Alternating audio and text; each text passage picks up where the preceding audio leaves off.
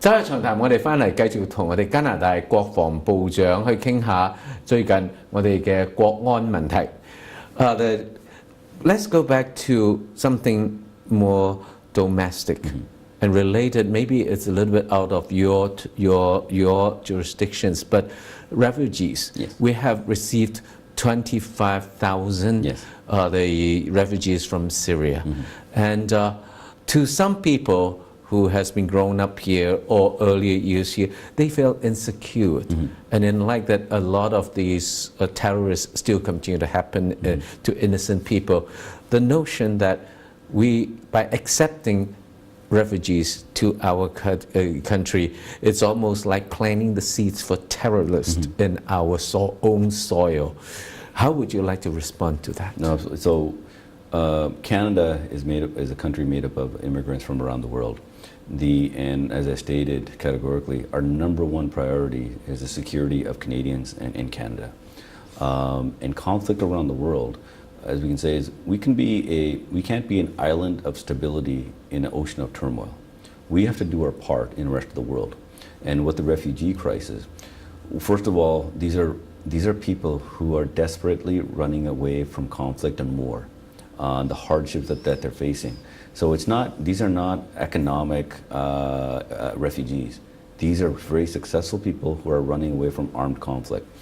So to do this, when we went about creating this plan, we went with a thorough plan, and the Prime Minister gave the direction. All the different ministries together, Public Safety, Minister Goodell handling the security piece. I provided the support as well, plus health. So we brought all the ministers together, and we created a plan which we forward deployed all the screening process.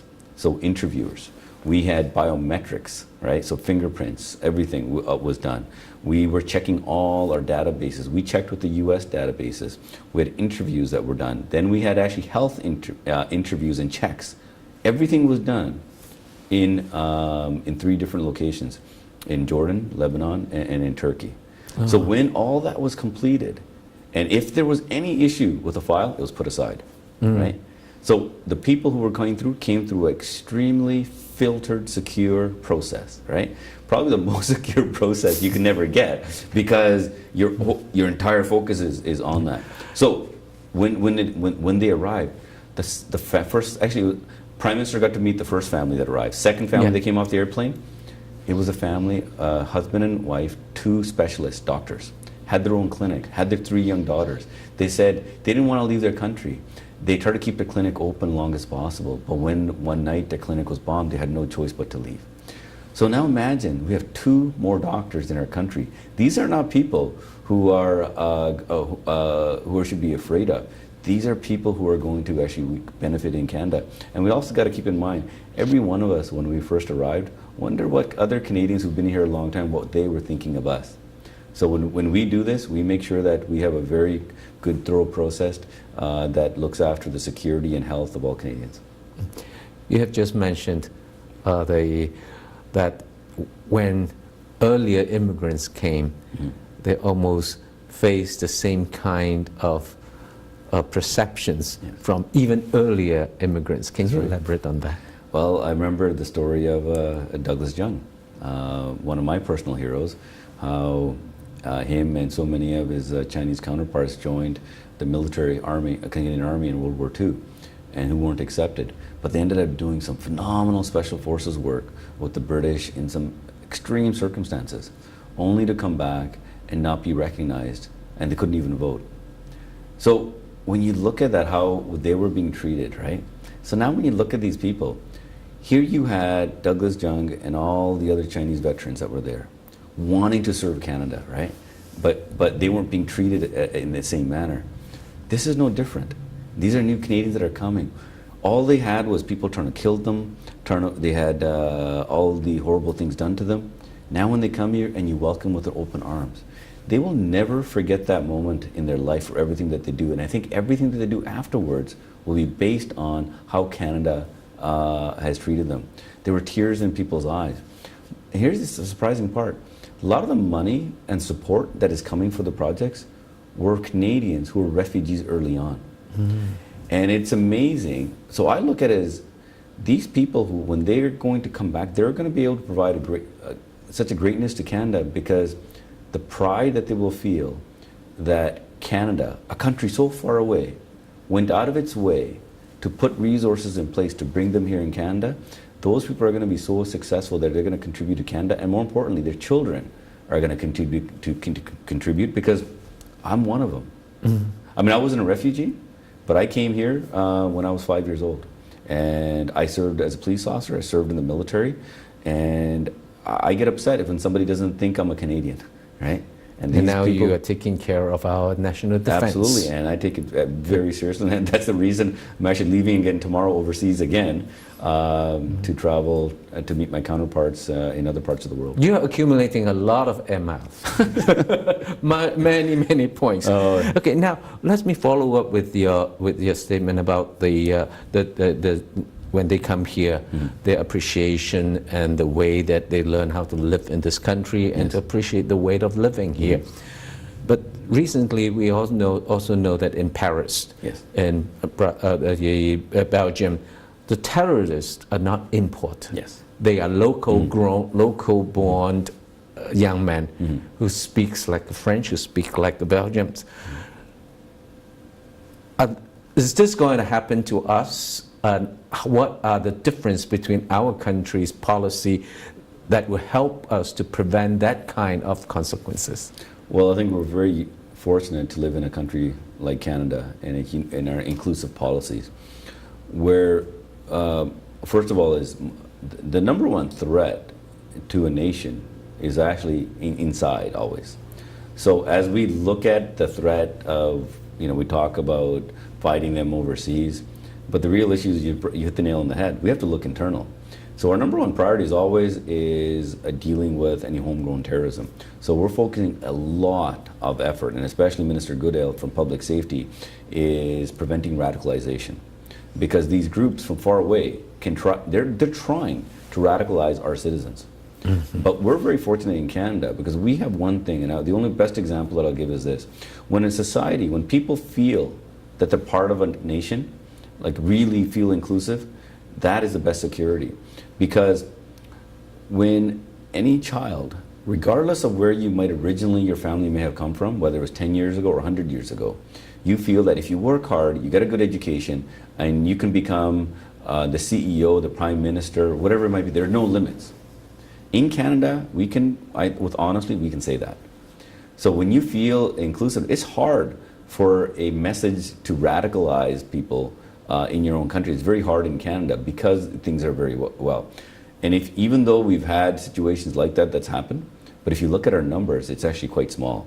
But nonetheless, we're very cognizant of it. We monitor everybody any potential radicalization, but we need to focus on education. If we educate the younger generation as we are doing, the best security is actually how the people live, and you can put as many guns as you want. You may not be able to prevent that one little attack. What prevents that attack is actually the people themselves.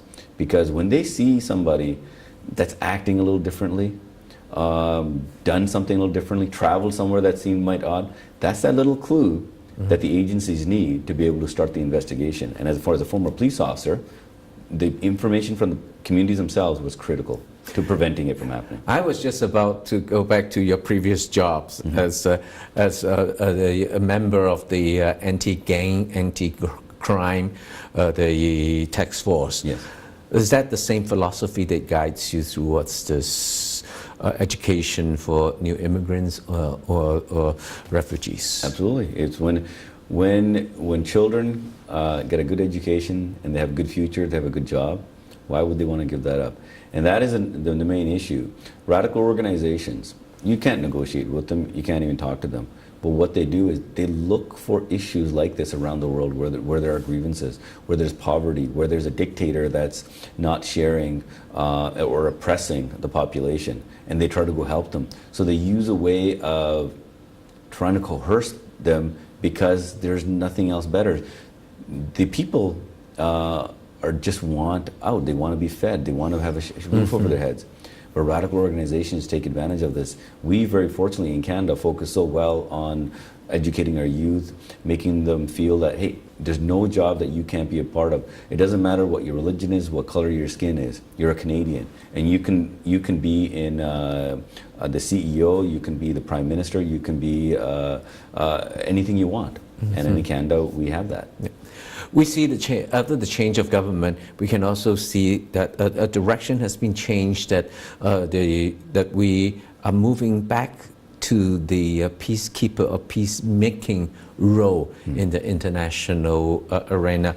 So how is it received during your visits to Europe and the White House? How is this change of our role? First of all, my question is it, am I correct? We're changing back to the peacemaking role. And if yes, what is the response? Are we getting support from our allies? In fact, actually, we are just aligning ourselves with what the rest of the world, the U.S. and our European allies are actually doing. Last year, President Obama led the renewed focus on peacekeeping and the United Nations. And so that's already started. We are now just coming in line. In Canada, when you talk about peacekeeping, it's not changing our role. Peacekeeping, what it's about is preventing conflict. So as we deal with, it's not saying we will deal with any threats that are in front of us, like in Iraq and other places, Sinai. We have troops all over the world right now dealing with threats, and we always will be there. But we need to be bettering ourselves at preventing conflict, and that's what our commitment, our renewed commitment to the United Nations, our peacekeeping role is there for, is so that we can find new mechanisms and figure out a way to prevent conflict. It's always, the previous government was like, oh, we're doing something about this. Well, great. Why couldn't you prevent it from happening in the first place? So we need to look at intervention early. We need to get better at that, because there are no winners after a conflict starts. There are only losers. And whether it's our soldiers being hurt or killed, or whether it's the civilian population, we need to get better at preventing conflict, because it also at the same time is better for our security as well. Thank you so much. I think we have about 30 seconds left. Is there any number one message that you want to tell our audience? Well, I want to be able to tell actually always to the young generation. The younger generation, I feel, is much smarter than any of us, because of their connection to the global world of what's happening.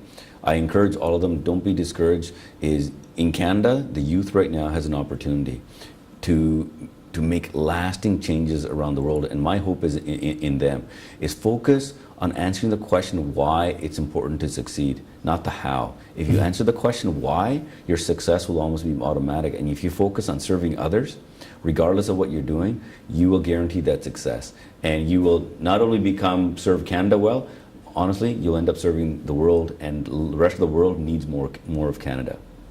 Thank you very much. Great, thank you. 揸長談今日到呢處為止，我係黎伯佳 BC Lee。